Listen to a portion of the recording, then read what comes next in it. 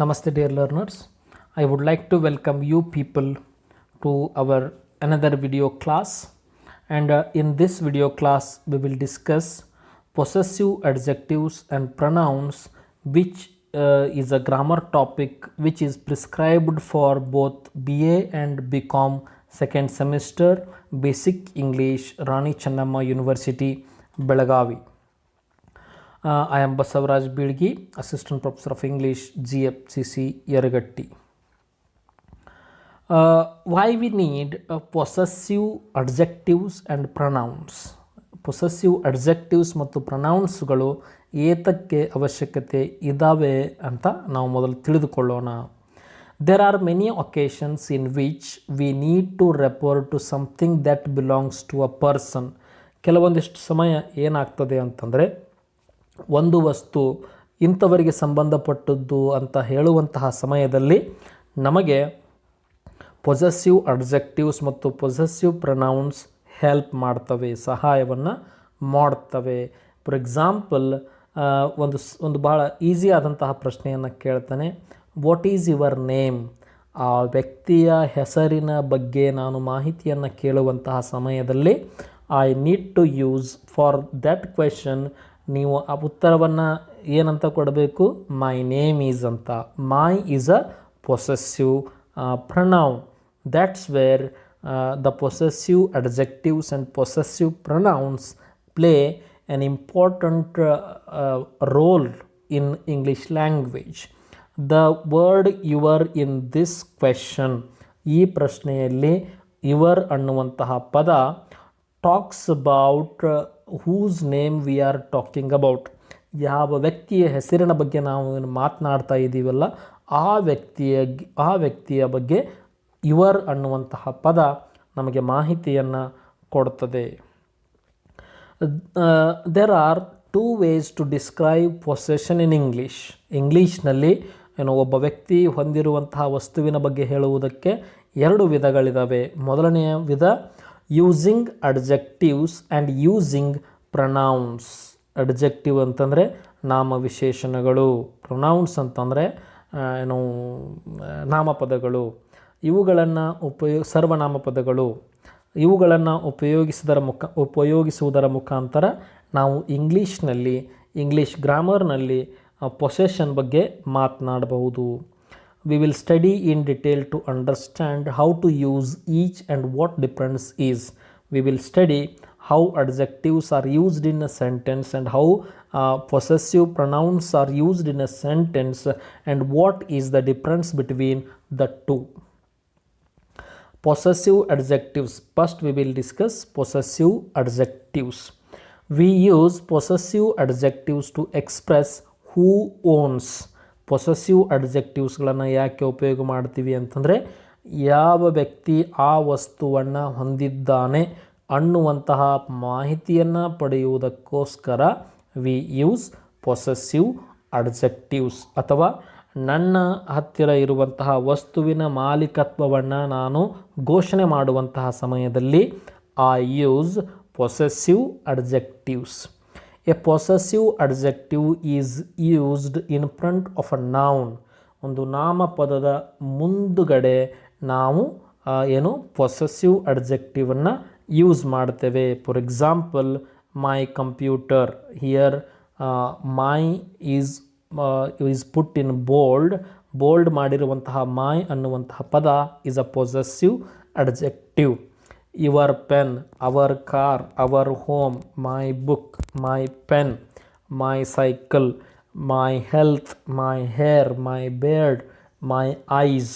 These are the sentences, these are the examples for possessive adjectives. The possessive adjectives in English are as below. ಈ ರೀತಿ possessive adjectives ಇದ್ದದ್ದು ಏನಾಗ್ತದೆ ಅಂತ ನಾನು list ಮಾಡಿದ್ದೇನೆ, ದಯವಿಟ್ಟು ನೋಡಿಕೊಳ್ಳಿ. I becomes my book. We becomes our home. You becomes your cycle. He becomes his motorcycle. She becomes her book. It becomes its tail. They becomes their. It is their fault. It is their home. See, these are how the subjects are changed into possessive adjectives. I becomes my, we becomes our, you becomes your, he becomes his, she becomes her, it becomes its, they becomes their.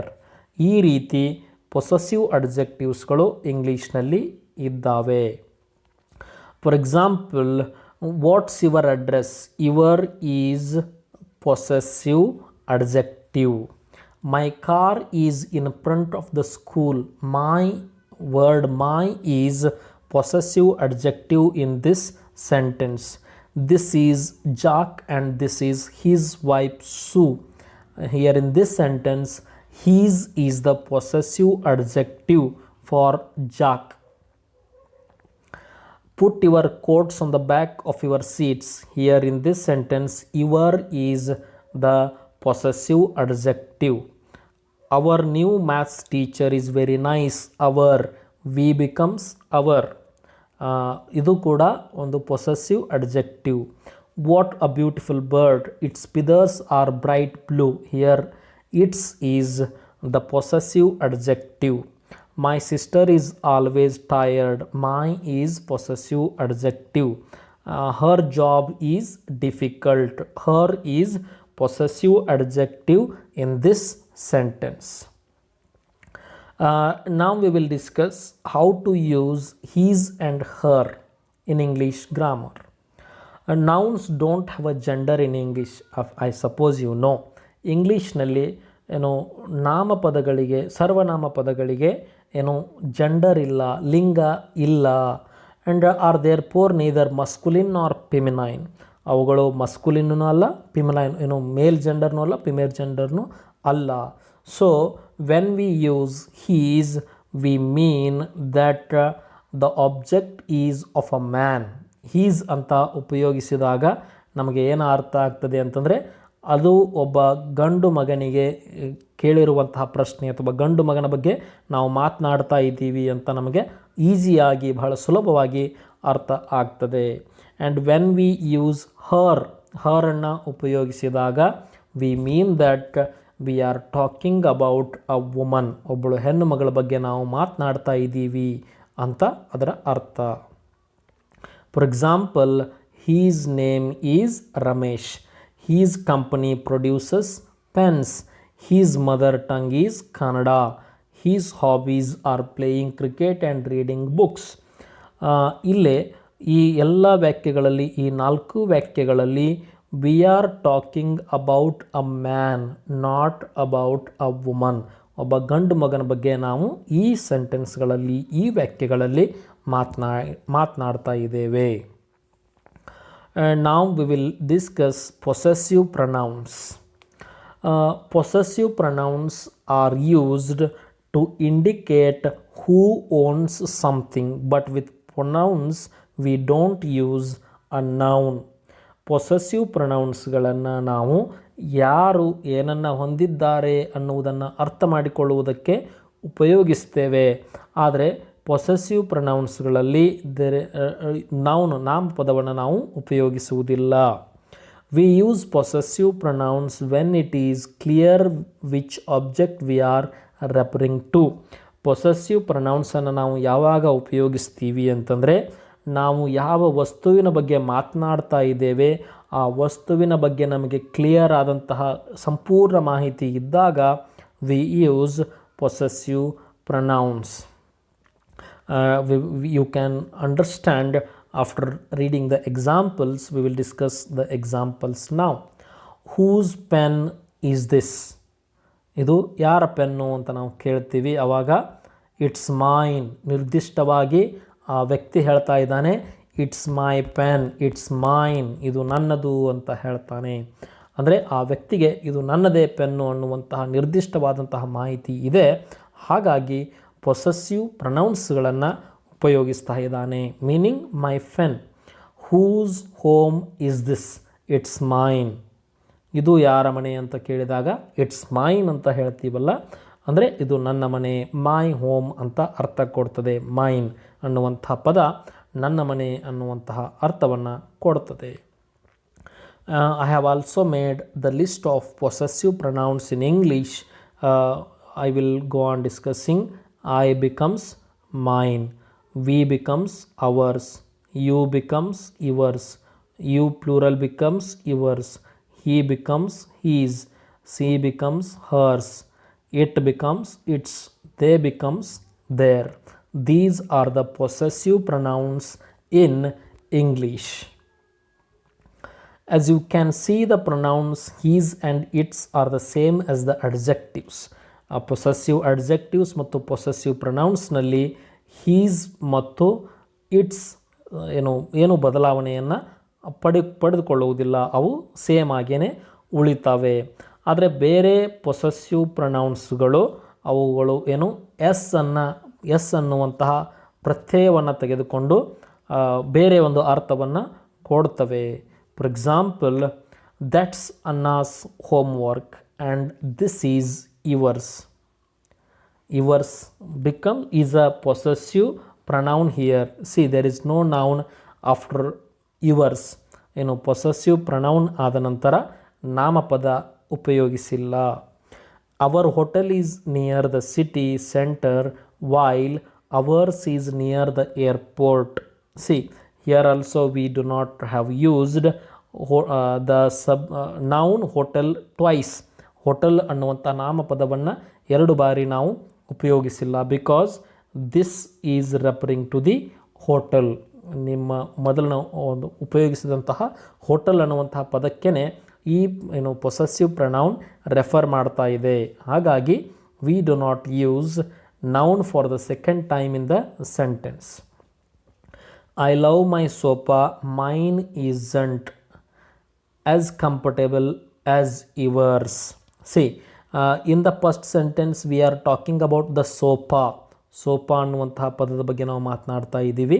But we do not have the word sofa in the second sentence because it is understood by using the possessive pronoun that the person is talking about the sofa itself.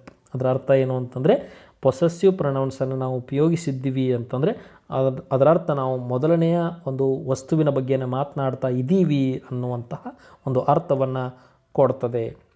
V don't need help with our project. See, here I am talking about project. ಒಂದು project ಬಗ್ಗೆ ಮಾತನಾಡ್ತಾ ಇದ್ದೇನೆ.